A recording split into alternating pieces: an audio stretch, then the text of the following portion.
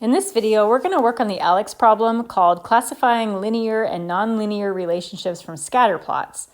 This problem is going to give you 4 figures that are scatter plots, 4 sets of data, and it's asking you to describe each of those 4 data sets. The first situation that it's asking us to look for is a positive linear relationship between the 2 variables. So a positive linear relationship means that we can draw a relatively straight line through the data. So something like this, that's a linear relationship, straight line through the data.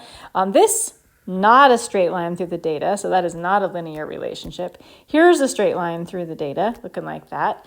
This problem, or this part of the problem, is asking us for a positive linear relationship, and that's one where we are going to be increasing as we go from left to right along the graph, which is what we are looking at right here. So graph number 3 is one where we see a positive linear relationship. Situation number 2 asks us to find the graph that corresponds to a negative linear relationship. A negative linear relationship is one where the data is having a downward trend as we go from left to right, so that right there. Graph number 1 has a negative linear relationship.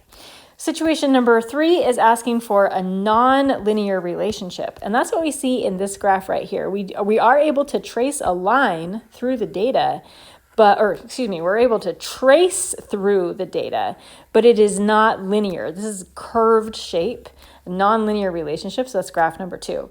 Now what we have going on over here is just a whole bunch of data points. I can't draw a line or a shape or a curve or anything through these data points. They're just kind of scattered all over the place, and that is showing no relationship at all. There's no straight line, there's no kind of curved line that I can draw that's going to capture all of these data points.